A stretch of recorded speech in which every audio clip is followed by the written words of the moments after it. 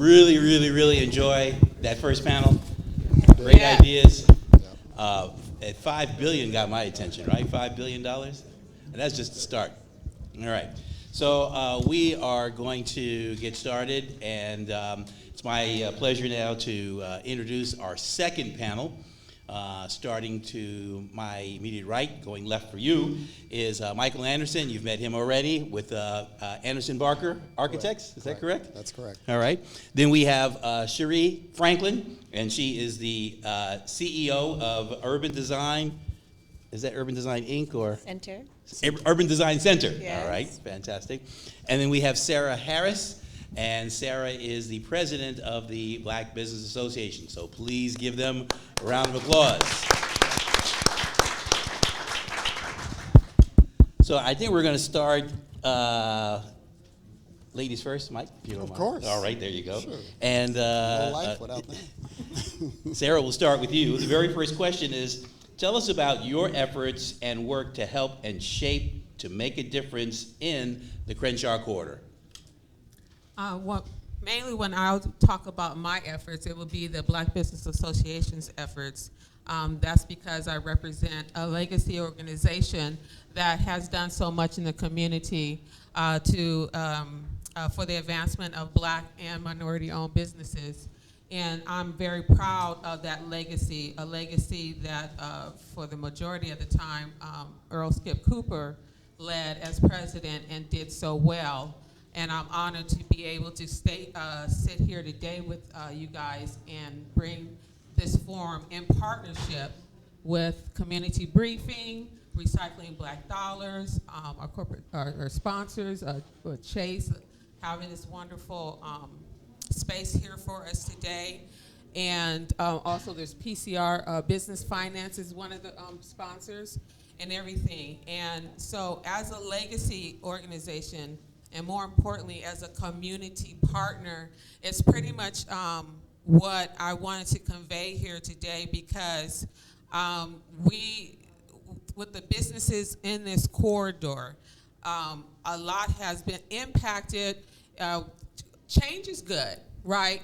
But it's how we manage that change and how that change affects those who are already in the community, so that those who are in the community can stay and grow and thrive and not be displaced, not be impacted with increased hardships on access to finance.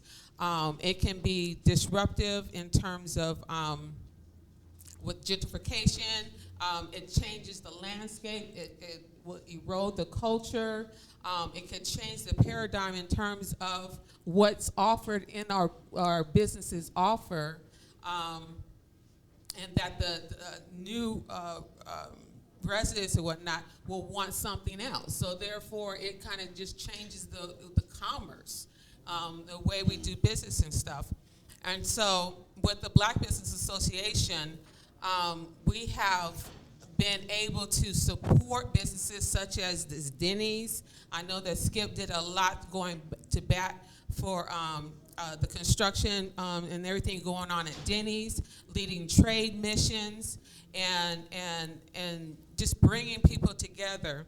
And so I see that the Black Business Association is a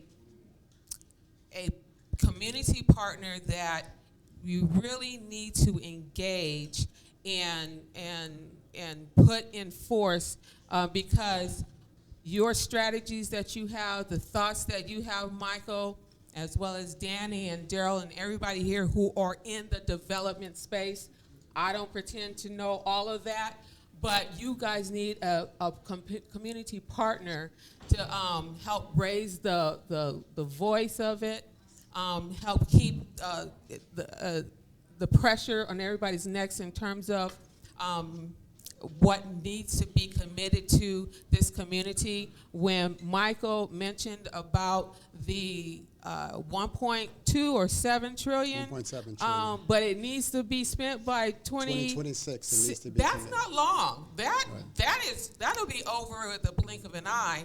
And if we are not reacting to that now, we're gonna miss out. And that's usually what happens, is that we end up missing out because we don't react like other who are, they have stuff ready to go, like, what is it called? Shovel-ready projects. You know, they have them ready to go. Right. And, oh, you guys didn't get it? Okay, we got it, and they'll take it up. So for me, I see the Black Business Association as being that part in there while you guys are in there doing the hard work, making those arrangements and partnerships and actually the development. You guys need somebody in there working alongside with you so that we have your back, is how I see that. So the Black Business Association started in 1970, and we are here to continue the fight. And that's the main thing that I wanted to convey today, is because businesses are suffering. We have those who haven't been able to get really back up to speed when the transit come through, you know, and so it's like, are they really being taken care of? And I myself, with the Black Business Association, want to be able to go and really start to listen, to understand what it is that they is impacting them most and what can help them most. So just look upon the Black Business Association as a community partner that is vital and that you need and want to leverage on that. And Sarah, you mentioned Skip, but we share with the audience and for our Zoom just who Skip is. Who is Skip? Skip is the man. Some people here know him personally. Yes. Who's Skip? Skip is the man. Skip, we celebrated his 50 years of service last August. He came to Los Angeles in 1972, and he just became a man on a mission. And his charisma, his passion, his selflessness, he just was all about wanting to make sure that Black businesses had a place and opportunity and access, and so that's what he did. He led the BBA for about 46 years of its now 53. 53, thank you. 53 years of existence, so he's basically Mr. BBA. That's who Skip is, yes. And his name is Earl Cooper, right? Earl Skip Cooper. Earl Skip Cooper. There we go. The second. Oh, okay, there you go. Sherri, you're up next. Sherri, again, is with the CEO of the Urban Design Center. Tell us a little bit about what your center does. And the question is, tell us about your efforts and the Urban Design Center's efforts to help stage and shape to making a difference here in the Crenshaw Corridor. Thank you so much. Good morning, everybody. I'm not sure if this is on. Am I supposed to turn it on? Does that work? Hand of mine. Okay. Oh, okay, Sorry. here you go. Switch. All right, this is a little bit better. Welcome, everybody. And Skip, I would get those calls from him. Baby girl, this is what I need you to do. No matter what you were doing, you need to follow and make sure you're doing what he needed to do, because he was a true leader and he knew how to pull us all together. So I really appreciate him. Urban Design Center, we've been around for approximately 33 years. We started on Central Avenue, building affordable housing. We did the first local housing tax credit deal in South Los Angeles for family because Bradley had not built any housing, and part of his legacy, and he wanted to make sure he did that before he left office. And so we were able to do that with concerned citizens. And we went on to look at that corridor from the perspective of economic development. So one of the other projects that I helped to visualize and create was Juanita Tate Marketplace on Slauson and Central. And it was an old twisted metal site. It was bifurcated by the Atchison Santa Fe Topeka Railroad Company. We sued everybody to get them out of here so we can merge the parcels and create a shopping center, which is now one of the highest performing shopping centers. Concerned Citizens partnered with Curtis Fralin to get it done. And it was one of the first opportunities to create an ownership, community ownership structure. We structured a SCORE application at the state of California, which is a small corporate offering. I was president of transportation at that time because Reardon had placed me there as one of his commissioners that he kept from Bradley. And I went to him, I said, we need ownership. We need to figure out how to improve our corridor. So he helped us create one of the first SCORE applications that we needed to be able to raise capital. Then we went on to create the first credit union. It was called the South Central Federal Credit Union because the banks had all left South Los Angeles. Fast forward, I've now lived in the Crenshaw District in View Park for the past 27 years, and I'm very committed to the community. I am part of Leimert Park Village. I sit on the board and help create the Leimert Park Village, Inc. I sit on the board for the, we call it Boost CLT, the Black Owned and Operated Community Land Trust, led by Prophet Walker and Ariel Lawrence. They are just brilliant young people who are figuring out how do we acquire and own properties. So right now, I know we're sometimes messaging out there is a little different, but look, we've been promoting the economic recovery and preservation of Leimert for many years. I wrote the initial, $7 or $8 million grants to help to revitalize the vision because it went from let's just fix it up to no, let's make it the guiding principle for Leimert Park. How do we do that? It had to scale from a $6 million project to a $35 million project. And the city, many people don't know, they're the owners of the land. After Marla Gibbs sold, she sold to the city.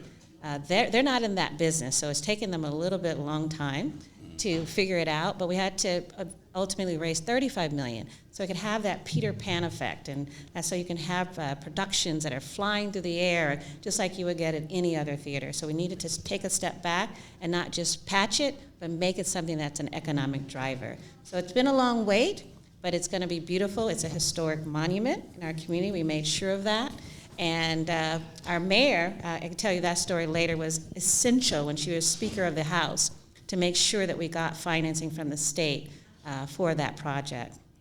The other thing that I've been really excited to be part of here in the community is our infrastructure. I wrote the grant for the city. It's called an infrastructure infill grant, and we got about $14 million to make improvements so that we can have walkable communities so that people can walk to the various economic development, housing developments. So that's where you see on Crenshaw now the widened sidewalks, and we created all these tree wells and the, make sure it was safe for ADA access all the way down Crenshaw from Adams all the way to Slauson. And that was really important because we had very deteriorating infrastructure, as Michael has shared. And so we had to begin to look at state, federal, as well as local dollars to how do we improve it over time. One of the things that we definitely need to do when we talk about infrastructure is how do we layer and get all the departments to coordinate. So we've experienced that on Crenshaw. You'll have them come and fix something, another department comes and tears it up. We need to make them all work together and consolidate those dollars. But all of this is really centered around just what Leimert Park Village is about, is our arts as a cultural asset. We have appropriation happening in our Black community forever, starting with the Temptations and everybody. Who owns that music, right? Detroit. But their music brands are bought by other people. We're not owning that asset. It is why people come here, why people are traveling here to take a picture of Nipsey on our corridor. That's our asset, and that's how we're going to begin to build and create this as a tourism site. That's what Destination Crenshaw is doing. We also have to do that so that we can have the types of businesses that have the ability to bring value add infrastructure. I'm really proud that the Black Owned and Land Trust, the building, which I just want to lay this out there, Leimert Park Village, which is right over there, is more than 85% African American owned. That's what we have now. Okay? It's 85%. The Boost CLT raised $6 million for the acquisition of the last building that was owned by the company that we were trying to get out of there. I don't mention their name, but Prophet and Ariel and the team, Tony from Hanku Cafe, Ade, Adrian Dove, they put together a plan to take it to the banks, to Wells Fargo, and the county stepped up with $2 million. Also, some of the other corporations, Snapchat, came to the table. So bought the land, and now we're looking at building it as a mixed income type of development, maybe a hotel business idea, and it has one of the first retail incubators there, Soul Folks. That's doing quite well, by the way. Stop by and check it out and buy something. The other efforts that are happening in Leimert, as you know, Mark Bradford, who's our MacArthur genius, his art is in the Broad. He owns 4 to 5 buildings in Leimert Park. We have Fred Calloway, who's had held on to that property on 43rd Street for decades. Now his son, Dr. Anthony Calloway, is leading that effort and looking at how do we revitalize it and make it a place where you can rent and have events and keep those dollars circulating in our community. You also have the Vision Theater. While it's a community asset and it's owned by the city, we can run that. We need to make sure the entity that's selected, make sure that they're bringing in the kinds of entertainment and cultural benefits that benefit our community. 2 other projects, and I'll just land on these 2 things. I'm a developer as well. One of the projects I'm putting together is on 49th and Crenshaw. It's a mixed-use, mixed-income development, scaling from foster youth who are going to live there and work and manage and be a part of the ownership of the commercial infrastructure. It's going to have a commercial kitchens that can have delivery and that can be able to provide food for other events that are happening on the corridor. What I tell people, the reason I really like the fact that we created the IIG grant is because now our sidewalks are really wide. Now we can have Miami-style cafes on Crenshaw Corridor. Michelle Banks-Sardone, when she was at the CRA, along with a few other people, were very instrumental in making sure that we receive those dollars. So now you'll see cafe seating outside. We're going to have a production house cafe where people can stay. I think everybody remembers the old Kinko's when you'd go there late at night and you'd get all your work done and meet up with people. Well, I want that back because that's where our creativity happens. I'm also part of the development team of the Stalker Street Creative, which is right on Stalker, just past between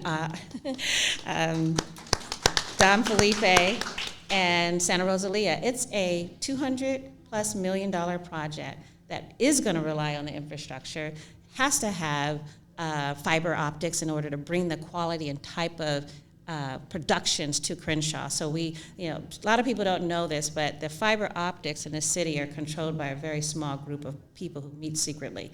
I will tell you that. It's like a secret society controlling our infrastructure. So we need to bust that open because we need fiber to everything. We need to improve our Wi-Fi. I'm one of the few consultants of the state of California for the California Public Utilities Commission. There's plenty of money to enhance our Wi-Fi. We're not going after the dollars. It goes unused every single day. We need to go after those dollars. But the Stalker Street is going to be an economic driver. We're planning on creating hundreds and hundreds and hundreds of good-paying jobs. We're going to have businesses there. It's an all-African-American development team, myself, Stan Washington, Simeon Stewart, James Dougherty. Our companies are at the table driving that deal. And our investor, she's an Afro-Latina. She's putting up $150 million cash. So she has a family office, and we need to band together and make sure we're presenting quality projects so we can create the kind of projects in our community that are going to drive economic development. And then the last thing I'll share is that, yours truly, I've been able to access dollars from city, state, county, and that's because we have roundtables around those dollars. How do we go get them? What do they need? What does it need to look like? So the EDA, Department of Commerce, which is going to control a lot of that money from Biden, yours truly has put together, in their opinion, the best grant they've ever seen. And they call me all the time, Sherri, what grants can come out of Crenshaw? What are we going to do? I think that's what this meeting is about. Let's package up our deals, figure out if that number is $50 billion, let's go present it, let's pull the application together, and let's make it happen. Thank you. All right. So the changes, so first to give you a quick background, I was the author of Metro's TOD study for Crenshaw prior to the light rail coming in here. And when we did those studies, the community shared their vision for what they would like to see. We finished that report in 2012. It's 11 years later that development's not happened. So I had created a project called Accelerated Wealth and Transit Development. It was a method to take Metro's TOD studies and turn them into business plans for investment, because that way you're able to ask for dollars for specific things that the community has asked for.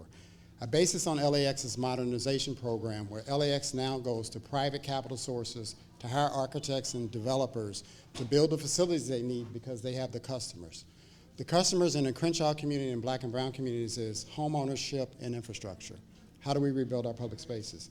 So we've designed a P3 model that we're to make a proposal to the county that focuses on making amends for redlining by providing black and brown families with 25 to 30% subsidy using climate funds so that they can now have a fourplex home ownership. The other element that we're asking for is about $20 billion in infrastructure improvements for sidewalks, utilities to make investment attractive.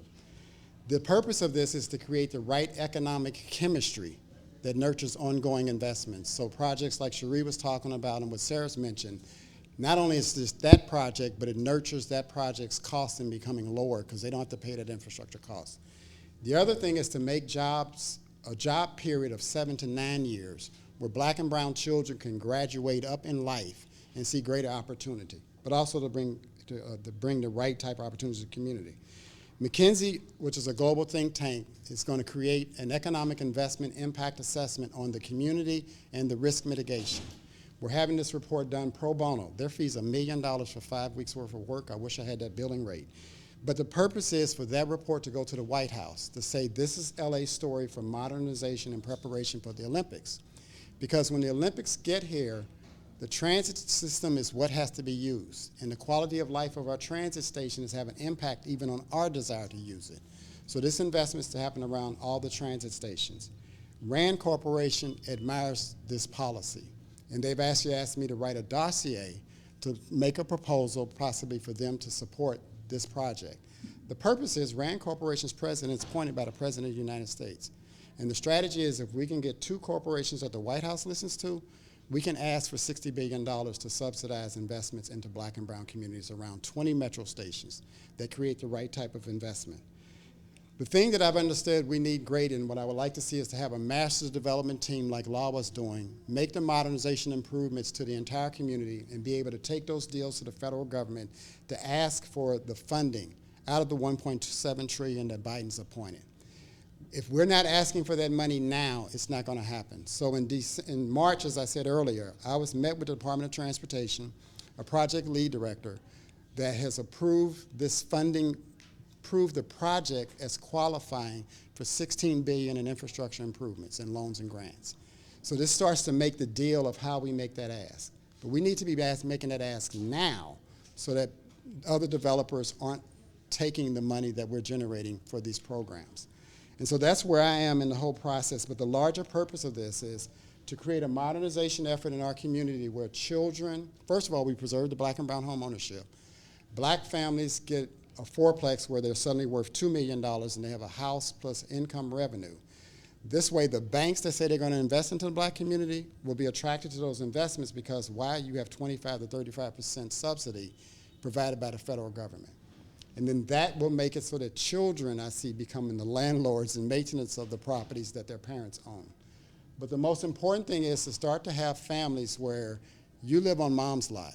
Because if you ever live in LA, mom lives here, you live someplace else, you don't see mom until Sunday at church or maybe once a month when you go visit her. But the purpose is start to add to our quality of life. So those are the things that I'm working on that I would like to see happen, and I'll talk about it further as we go forward. I hope you guys are recognizing a shift, a paradigm shift, because normally when we get together, what are we doing? We're talking about the problem, and everybody's trying to talk about the problem and like there's a singular problem and get to agree on it. Today, we are talking about ideas and solutions. So give our panelists here a round of applause, because that's where we move forward. It's not looking in the rearview mirror what the problem is. We know everybody knows the problem, but it's the solution. I get excited here. The solution and is what's important. So that they're there. All right. So now let me put my glasses on. So the second question is, Sarah, we'll go back to you. Tell us your thoughts about the future of the corridor, the strategies to achieve it. So this is forward-looking. What are we doing going forward to make things happen? Well, one of the priorities for the Black Business Association is ownership for businesses in the corridor to have more of an equitable part of the pie or access to, if it's actual ownership of the property that within they reside, or at least affordable commercial spaces for them to be able to continue to thrive and do business there. And so seeing economic resources and policies that help facilitate that, we definitely would advocate for any means or ways that businesses would be able to have more ownership for their businesses. And I go back to collaborations and partnerships. There is, in addition to the Black Business Association, we also have J.C. Lacey here, who is president of the Crenshaw Chamber. There's Daisy. And we have Sister Khalifa Bay here from the South LA Chamber here.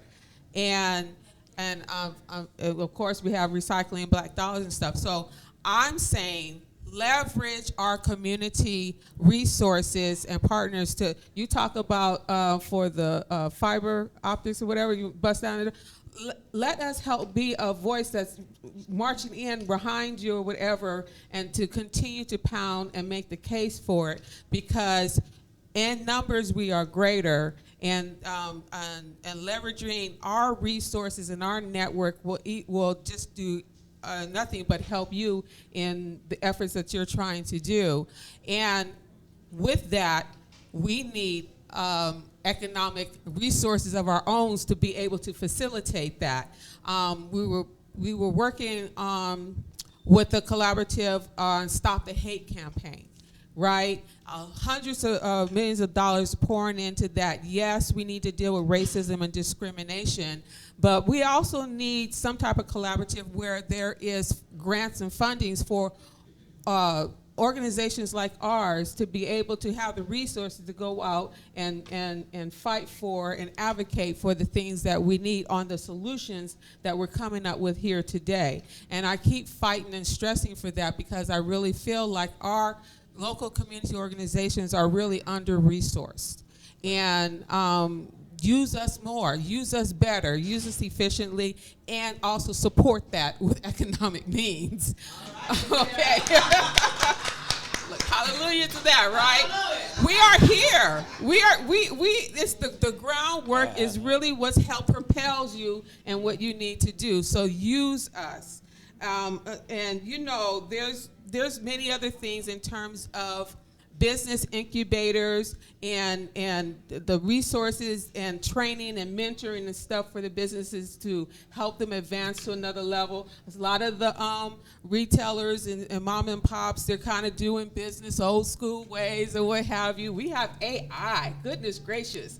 It is passing us by. So it's like those kinds of things we just really need to pour into the community to bring them up. And I'm a visual person. I'm a creative person, and that visual thing. And I love what Destination Crenshaw is doing in terms of beautifying our community, putting forth the art and everything, but I want to really see our businesses be able to have the transformation that we see in Santa Monica Promenade and all that. You talk about those walkable spaces and all that kind of stuff. So it's like really paying attention to our businesses in the area, understanding their needs, what will help make them thrive, in addition to all of these new fandangled developments that are going up. They are well-purposed and everything, yes, but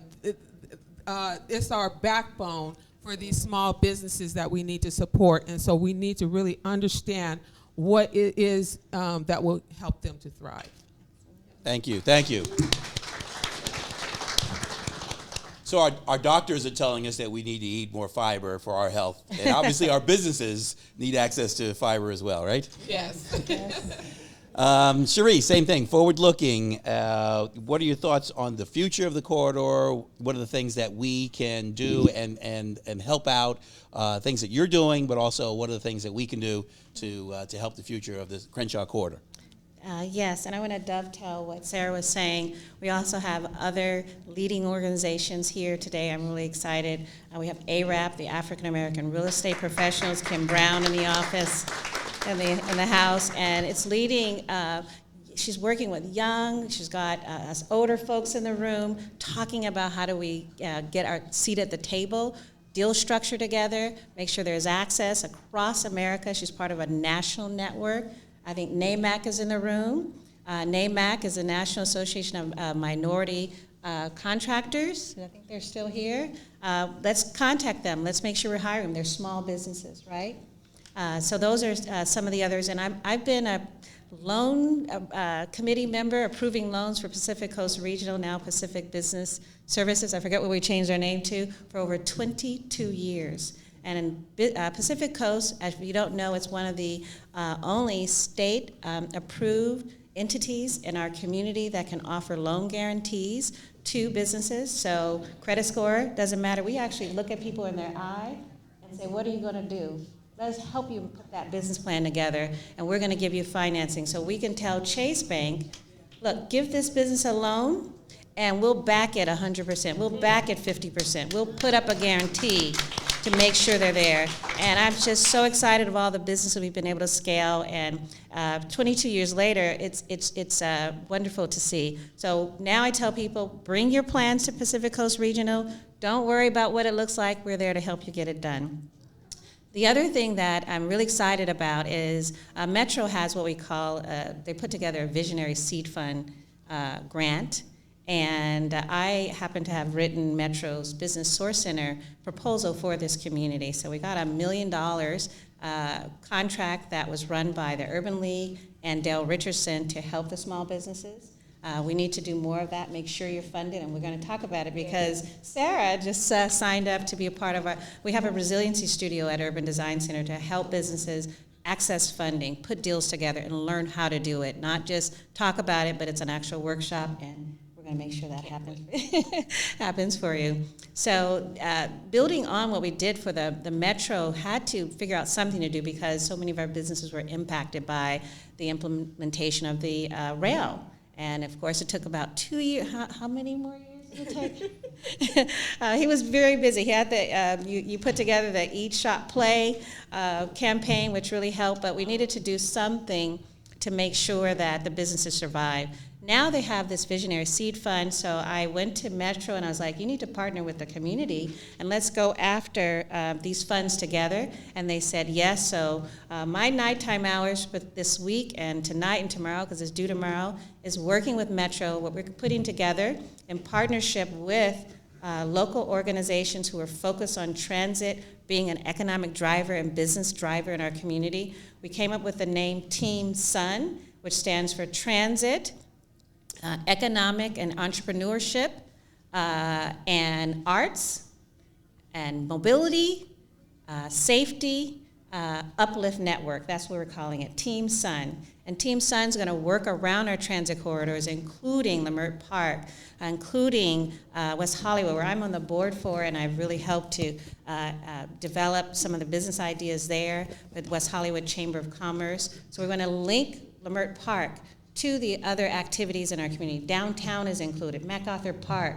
also Watts, Rosa Parks Station. We're taking those stations and figuring out how do we create jobs, how do we create small businesses that can be viable. That's why Destination Crenshaw created what they're doing, is because when the train comes up above the ground, we wanted them to see something that was viable. Get off the train, shop, buy, want to be here. So that's something that we can do, connecting. We're submitting that proposal. We're going to ask all of you to participate.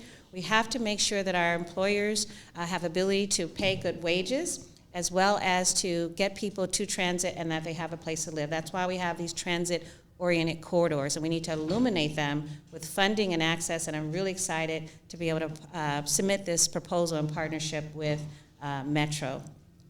The last thing that I wanted to share, and I think Hakeem, are you still here? Did he leave? So I wrote my company, we've been around a long time to actually help the city of Los Angeles develop their policies around creating business improvement districts. back in the 90s. And I was the author of the Greater Leimert Park Village Crenshaw Corridor Business Improvement District, the last iteration of that plan, which is now being renewed. I also wrote the one for the historic Central Avenue district and also for the Jefferson Park district. That plan is up for renewal here in Los Angeles, and Hakeem's going to need everybody's support in here because business improvement districts are the key that's driving these communities that you're talking about. The Promenade is a bid. Downtown is a bid. Pasadena is a bid. They bring the property owners and the business entrepreneurs together to create an economic development and marketing and branding strategy to attract new businesses. That's what you see when you go into these bids. You see the people riding on the bikes. They all have on the same color shirt. They're passing out brochures. Those are business improvement districts. In West Hollywood, I help the Chamber manage the Sunset Strip bid as well as the Design District bid. They're doing creative things with those bids. And I was sharing with Hakeem, one of the things we do in West Hollywood is there's a lot of money that comes to the business to help them from signage. Signage is a very powerful tool to give you that visual in your community, right? So when you go down and see Sunset and you see, you're like looking at all the billboards, and my committee with the West Hollywood Chamber, we approve all those billboards. But the reason I really like being on there, I'm like, how are you monetizing this? How are you making this an asset in the community? And it generates millions of dollars. So that's one of the infrastructure things that we can do. And then also been working tirelessly with the Public Utilities Commission to create corridors that are free for Wi-Fi. And we did that on Central Avenue, and it was amazing how we brought young people after school, people to sit on the corridor, do their homework, access financing, got the banks to come out and sit in front of a cafe and say, this is how you do it, because they had access to the Wi-Fi. Our corridors must be free Wi-Fi, and there's plenty of money, both in the Biden plan, at the state, in order to do that, and I'll be glad to be a part of any working committee to make that happen. And the last thing is incubators. My company, we focus a lot on creating incubators. Some people know this, and I don't talk about it often, but I'll talk about it today. I created the largest cannabis incubator in the country when Reginald Byron Jones Sr. Authored Proposition 64, and when Councilman Herb Wesson, they said, also call me baby girl, do something about it. Make sure that our entrepreneurs have a seat at that table, and we did that. And we're very excited about the entrepreneurs we've been able to create here. The Stalker Street Creative will have the most well-resourced and opportunity for us to have an incubator around the creative industries. All studios are just a compilation of small businesses. So it is a small business. And by the way, you're a partner now, so okay. So we're going to have a wonderful incubator there. I was telling Starlet, I see you over there, we can create a nice presentation space, a nice space to host meetings and make sure that we have the ability to do news channels and all the things that you want. It's going to be state of the art. It's going to be one of the first fully developed, sustainable communities in the city of Los Angeles. And what that means is that our filmmakers can compete now because the state has millions of dollars for tax credits that they can go after, but only if your studio is sustainable. And that's the last thing I'll land on. I'm headed here to leave to go over to the U.S. Green Bill Conference over at the Beehive. We have to think green. Green is the way for our community, everything, both in operational and in how we build. And there's plenty of ways to do that. We need to make sure our contractors understand the methodologies and the best practices to build green. And there's money for our businesses, for our development, for our housing, to be able to build green, have cheaper infrastructure, and be able to make sure that we have a clean and safe environment. And that's Crenshaw Corridor can lead in that effort. You know why? We're the only corridor that I know of, and I work in a lot of places in this community, that is as connected as we are. You may not think it, but there is nobody, if you go to a corridor, that can tell you who owns a building on that corner, all the way down Crenshaw. Who's there? What are the businesses? Who's there? Who are the community groups? We're connected. We just need to use that power. It's ours, and the money will come. All right. And thank you for shout out to PCR, Yes. which is the rebranded Pacific Coast region. Yes, it I is. think I'm blocking their logo, but they are also a sponsor of the community briefing. Yes. Michael, same question. What was the question? Okay, the question, right. the question is, please tell us your thoughts on what are the future of the corridor and strategies to achieve it. So, the future of the corridor, I see the possibility, and I always get tired of saying the word potential and possibility in the black community because I'm like, we need to make it to the deal. But the strategy is always get the money that can make the investments profitable and then nurture the next level of investments necessary. And so that's what we call creating the economic chemistry for investments to start. And that starts by having a combination of small, medium, and large projects that each nurture each other. And so it was interesting because when Sarah was talking about, nurturing the businesses, one of the things that's important is streetscapes play a most powerful role for people's perception of place, right? I secured $8 million for Century Boulevard to get rebuilt prior to Mayor Butts getting elected. It sat there, right? He took the $8 million and then leveraged it with DOT and state funding that started the streetscape project. I'm the architect of the plaza buildings, which you'll experience before you go into the Clippers Arena. I have been lobbying for Inglewood to do development for decades. I'm also associate architect on Hollywood Park. So I see how money, once he started Hollywood Park, Inglewood received $10 billion in investment capital in 8 years. How much? $10 billion. $10 billion was the Clippers project's $2 billion. Hollywood Park became from $2 billion to $7 billion. Daniel Freeman Hospital got transformed into housing. You start seeing the development. That's the chemistry of seeding investments that make people want to invest. And if you're black, you're going to invest where others are making a return on capital. So in order to make that happen here, we have to nurture that investment market. So that's where I say we start with investing into infrastructure that takes the costs for investments out, start doing streetscape projects, use investment infrastructure funds to rebuild Leimert Park so the fence can come down because that's the front yard of the Leimert Park Village, and then build parking structures with retail on the first floor such as Trader Joe's like it's done in Culver City. Those are cities' business plans for how they're going to get revenue by taking the cost of parking out of developers' fees and having developers build them because the city say, sign a lease with us, then we can finance the deal. But that is one of the things, if you open a restaurant here, when I used to experience it, you had to show that you had parking. But the guy's like, I can't do parking. That's not my business model. I'm like, the city should make the parking. But the Santa Monica makes so much money on their parking revenues that they tell developers don't build no more parking because that's their revenue source. So those are business strategies that make the community profitable and attract the younger generation to those new business models. And then as Sherri was saying, you set up a bid, but one of the things is you can't set up a bid in a low-income impacted business center because they can't afford the fees. So you have to nurture the market to grow so the revenues can afford the business district. But then set up a tax increment finance district that as this new developments coming on now, you start to direct that tax revenue into nurturing ongoing investments into the community. That creates the platforms for ongoing investments. That's how other cities do it. That's how West Hollywood does it. That's how Santa Monica does it. But then when we do all this, we have to recognize Sarah, the work that Skip Cooper does is nurture and concentrate more black and brown businesses into the area so that they can become memberships of her organization. I'm a member of the Los Angeles Business Council. We went to DC to lobby for funds with the Los Angeles Chamber of Commerce. We met with Mitch Landry. We met with the people that are allocating the funds. We met with Adrian Todman to talk about what is LA asking for. And Mitch Landry, who wrote the Build America guidebook, said LA needs to tell a story about getting ready for the Olympics. You need to have everybody working towards a common goal that improves the entire community. And our priority is underserved communities. So we need a business plan, like when you go ask for capital, which Daryl, you always go with a business plan. They're like, what are you investing into? We're investing into Crenshaw. What products are you going to build? Streets, infrastructure, those things. Who's going to pay for it? We're going to use the federal government's money, but we're going to use capital sources to get it going faster. Because when the government gives you money, it comes in over a 5 to 10 year period. We want to say the government gives me $1 billion, I'm going to the private capital and say, we'll give us $750 million. We're starting the project right now. So we can start on Crenshaw next year. We can start on Leimert Park next year. Those are strategies to make money follow money. And that's in some ways what Mayor Butts did that made direct investments come into the city. Then the private capital sources will step in.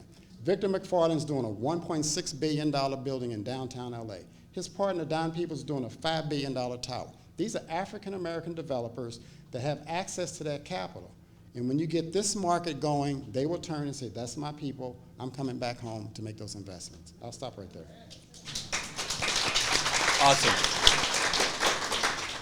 So there are quick answers, because we're running out of time. The quick answers to the last question is, what is the dollar amount? So what's a dollar amount of investment you believe is necessary for Crenshaw to be successful, and where do you see those investments coming? So very quickly, what's the dollar amount?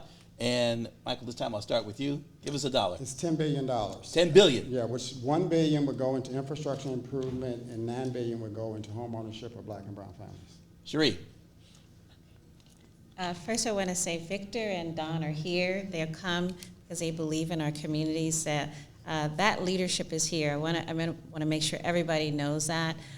They were my partners in being one of the developers to bid on taking over the Crenshaw Baldwin Hills Mall. You have leadership here with Daryl, who put together the initial African American ownership team. We're here, and there's access to capital. It's a matter of structuring it.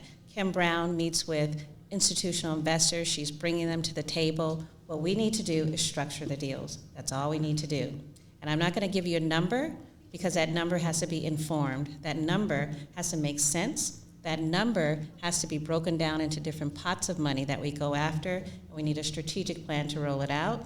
And we need to be realistic. We need to understand the market. We need to understand how we have an attraction value for the retailers, but first build up the legacy businesses, not the stores that are Starbucks. And we need to link all of our infrastructural organizations that we've mentioned today. And from there, the money will come. Don't worry about that. Put your plan together, and we'll make it happen. Love that. I won't pretend to put out a number. Yes. Not a clue, but what I do know is that whatever that number is, I don't want it to be meek. I don't want it to be something where it's just maybe enough. I want it to really be substantial enough to take care of what needs to be done. But like what you said, I want to see the well thought out plan in terms of how these dollars will be used and put forth. And so, but for me, it's also too, we're talking here today, right? And it's like, I'm trying to get the, where is the coalescing coming? That's the word. You know, where is the central place where we can say, okay, this is the collaborative, this is the group, this is what's spearheading all of this, and we can all look to this and join in with it. I want to kind of have that materialize and really make known like now, like yesterday, so that we can have more clarity in terms of moving forward as one. So that's really where I am, and then, like you say, I believe that we can get to whatever that number is. So thank you very much. The question was the dollar amount, and then we were going to get to a summation statement. So I think we've heard Sherri's, Yes. and we've heard Sarah's. I'm So good. Michael, it's your turn now Yes. to kind of give us a summation statement of where we're going. Thank you. I would say one of the critical things to focus on right now is the $1.7 trillion that has to be committed by 2026, which means you don't ask in 2026 or 2025. You ask now, because other communities, affluence, developers who I know, they're already asking for that money.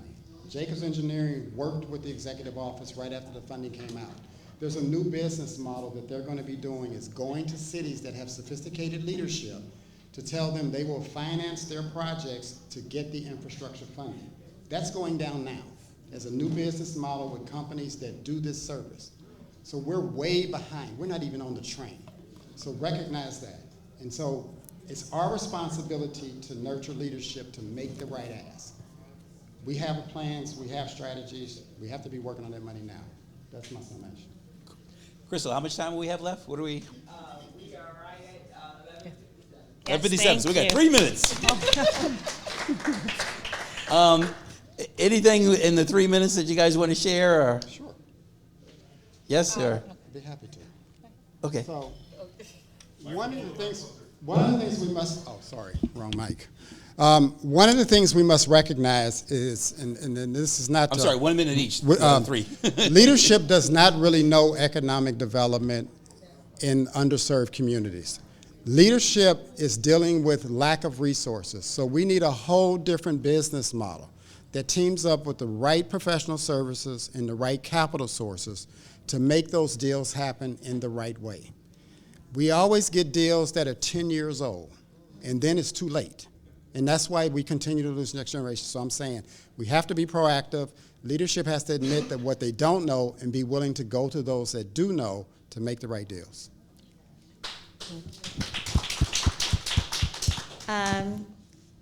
Only thing I want to add is that people ask me about gentrification. I don't believe in gentrification.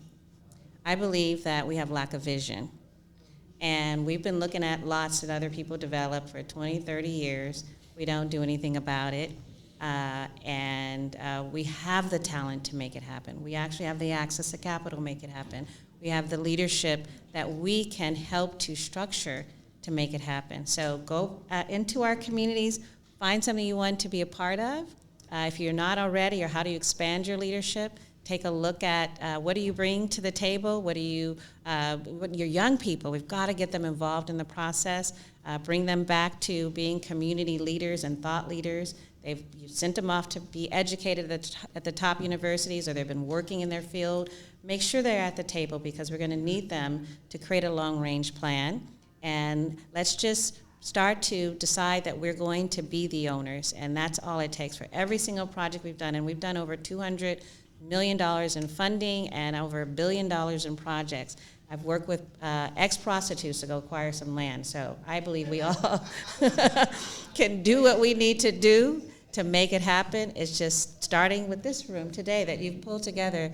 This is wonderful. This is what needs to happen every day. That is something I believe we need to make this a priority. So I'm thinking Community Forum and Recycling Black Dollars and BBA will be back here next Friday to continue this conversation, or wherever we're going to be, online, but it has to continue. Thank you so much. For me, my comments were basically going to end up adjourning us, but I just want to thank everybody for coming here today. I think this is vital, and like Greg said, this was a conversation about solutions, not just what the problem is, and so we wanted to discuss those strategies and the options of the way forward. And so I'm very happy what came with here today, and I'm going to stay on this myself and keep pressing on this, along with our community partners, so that we really tangibly, actionably move on this with purpose, because we don't have enough time. We're running out of time. I'm old. So with that, I'm just going to say thank you, everybody, for coming today. This was excellent and awesome. We appreciate you for attending. We appreciate everybody in the virtual space. Thank you so much for community briefing. And Felicia Morrison, who did our AV and stuff. Morris, thank you so much for doing that. Small business right here on Small Crenshaw business Corridor. Right here. Thank you. Thank you, everybody. And thanks to Tatiana Roberts with Chase, and thanks to the Chase employees here for putting up with us during this morning. So thank you so much. Thank you for everybody that attended, and please get home or wherever you're going safely. Thank you. And we'll continue on for the Zoom for a little bit. Okay, fantastic.